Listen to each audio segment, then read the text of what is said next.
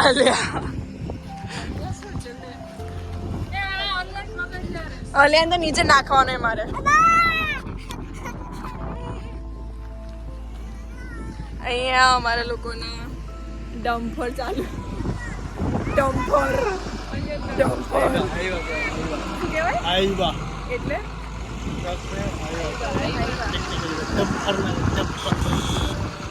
તો હાઈવા ચાલે છે 20-25 અહીંયા. કયું કહેવાય આને?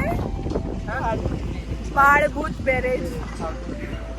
અહીંયા ઇન્ડિયાનો ફર્સ્ટ ડેમ પ્લસ કયો 6 લેન બની રહ્યો છે. દહેજથી હજીરા કનેક્ટિવિટી મળી રહી છે. અને લાઈક એવું છે કે આ જે છે હા ડેમના ઉપર હાઈવે, લાઈક આ હાઈવે બનશે અને આ ડેમ, લાઈક આ ગેટ છે તો અને આ દરિયો છે. 90 દરવાજા 90 બંને સાઈડ 40 બની ગયા છે. એવું 22 બન્યા છે. તો લાઈક આ સાઈડથી જે નર્મદાનું પાણી આવે એ ઓશનમાં ના જાય, એટલે મીઠું પાણી અને ખારું પાણી બંને મિક્સ ના થાય, એટલે પ્રોફિટ જ છે. લાઈક આ મને બહુ ગમ્યું કે અહીંયા ડેમ અને આ તુફાન ઘરે જઈને નાહવું પડશે. અને અહીંયા આગળ આ જે છે એ પાણીને રોકવા માટે છે. જ્યારે મોન્સૂન ખતમ થઈ જશે, સમર આવશે એટલે પાણી કાઢશે, અંદર બધું મટીરિયલ નાખશે અને આ ડેમને પહેલાં એન્ડ સુધી લઈ જશે. ત્યાં બી સેમ આ જ કામ થઈ રહ્યું છે. અને અહીંયા બોટિંગ બી ચાલુ છે. અને અહીંયા એ લોકો બોટ માટે અલગથી રસ્તો બનાવશે, જે ફોરેનમાં ઓલરેડી યુઝ થાય છે કે બોટ આવે એટલે બંને ગેટ બંધ થઈ જાય એટલે પાણીનું લેવલ વધારે અને પછી આગળ લઈ જાય, પછી ત્યાં પાણી છોડે એટલે આ સાઈડ આવી જાય. એમ એ વાળી સિસ્ટમ એ લોકો અહીંયા નાખશે. અને રીતે આ જે છે પાણી રોકવા માટે, એટલે આ સાઈડ દરિયો છે અને આ સાઈડ નર્મદા છે, આ ડેમ. અને અમારા નસીબ સારા છે કે અમારા અહીંયા જે ભાઈએ મળ્યું કે તમારા અહીંયા એકચ્યુઅલીમાં ડમ્પર આવે છે, અમને પ્રોફિટ મળ્યું છે કે અમને જોવા મળ્યું છે. મારા ભાઈએ બહુ સારી રીતે સમજાવ્યું છે અને આને નીચે રાખી દેવાનો છે. અને આ બધું જોઈને બહુ સારું લાગ્યું. તારે ફેંકી દઉં નીચે હું? હા આ ચારા કરે તું ફેંકી દઈશ હોય ને નીચે, હું ફેંકી દઈશ એને નીચે.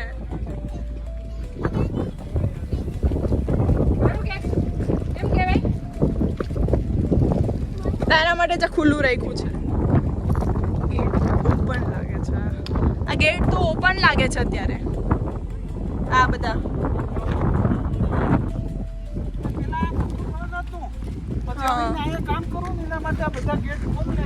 અચ્છા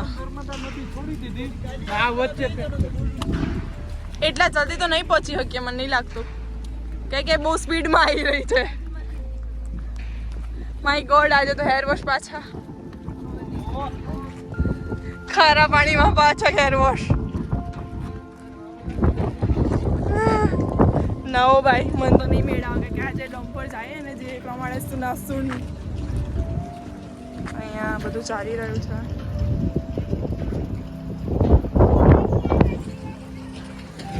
આવી ગઈ એમ કે ભાઈ ધીમી હકાય.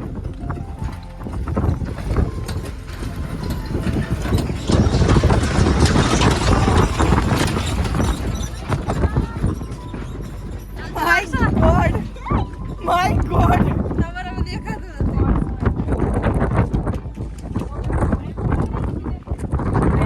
પવન બી છે કે દરિયામાંથી પવન આવી રહ્યો છે.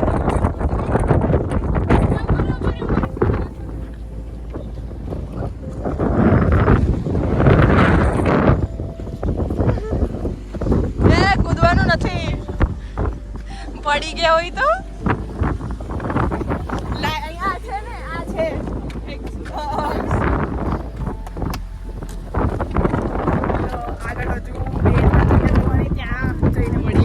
ફિશિંગ શું કહેવાય? કેનલ, ફિશિંગ કેનલ શું બોલ્યા હતા?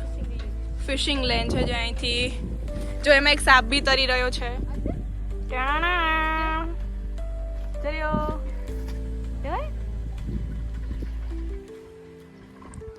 તો આ ફિશિંગ લેન બને છે આખી ફૂલ બનશે યા તો કદાચ આ ડેમ ની જશે કે જે એક ફિશ જે દરિયાવાળી હશે એ નદીમાં જશે નદીવાળી દરિયામાં એ લોકો મામા ઘરે નહીં તો પછી ફરશે.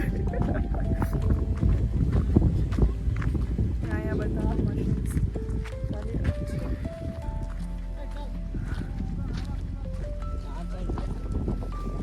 અમે આ સાઈડ ગયા હતા હવે આ સાઈડ જઈ રહ્યા છે. આ પાછળથી આવી વોલ દેખાય છે લાઈફ ગાર્ડ સેવ જે બી કહેવાય બધી દેખાય છે.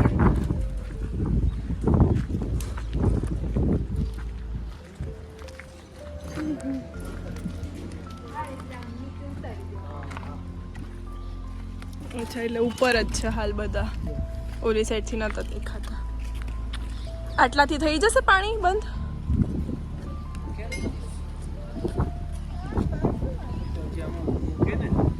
લાઈક કેટલું ઊંડું છે અહીંથી? આટલું જ હશે ને ઊંડું તો પછી ફૂલ ભરતી છે. આ ખેતો મૂકજે ને એટલે પાણીમાં આવી સેજ પાણીની બહાર દેખાય. તો હજુ મોટો ગેટ બનાવવો પડે ને તો નહીં? સૌથી હાઈએસ્ટ ભરતી છે. અચ્છા આનાથી વધારે પાણી ના આવે.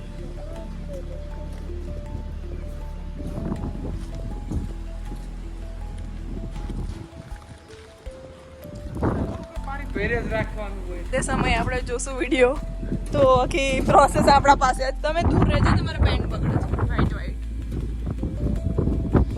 અચ્છા બંધ થશે એટલે આવું હશે.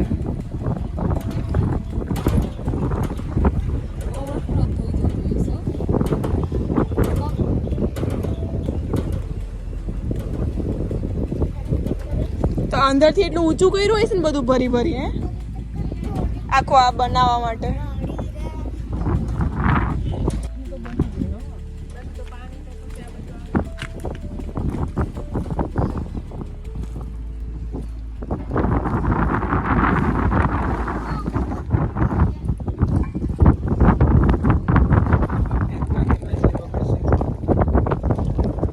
અરે મેં ઓલી ફિશ કેનાલમાં સાપ જોયો આગળ.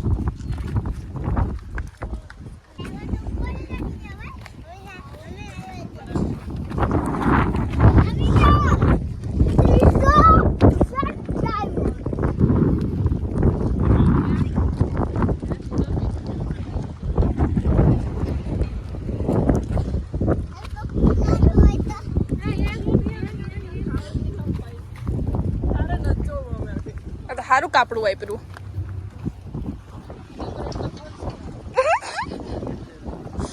તો આજે આપનો આખો ટીમનો નજારો દેખાય.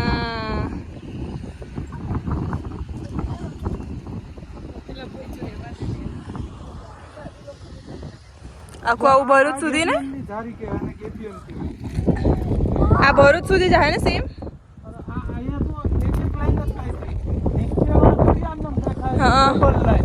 એટલે આ જારી એની ઉપર એ રીતના એટલી પહોળાઈમાં જો આ બધી કટિંગ છે ને હા અહીંયા આ પાડો નીચે એટલા અહીંયા આ બાજુ એટલા આમ છે ભરૂચ સુધી આમનું એટલું પથ્થર નાખવાનું. આ ભરૂચ સુધી હશે આખું આ. હા જો સામેની બાજુ જો તમે હા હા એટલે આ ભરૂચ સુધી હશે ને આખું. હા ભરૂચ સુધી ગોલ્ડન બ્રિજ. અહીંયા 2 લેન રોડ બનશે. 2 લેન ઓલી સાઈડ 4 લેન.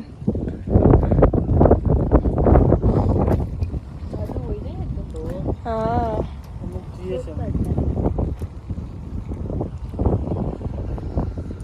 અને એવા માટે નીચેની માટી છે એ ધોઈ હેઠે ન હોય. હાલ બહુ મસ્ત વેધર થઈ ગયું છે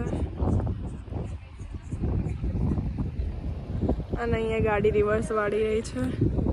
તો ટોટલ અમારી એકદમ નાની સી સ્મોલ સી ટ્રીપ હતી. નામ તો હું ઘડી ઘડી ભૂલી જાઉં છું. બાળભૂત બેરેજ ક્યાંથી દહેજથી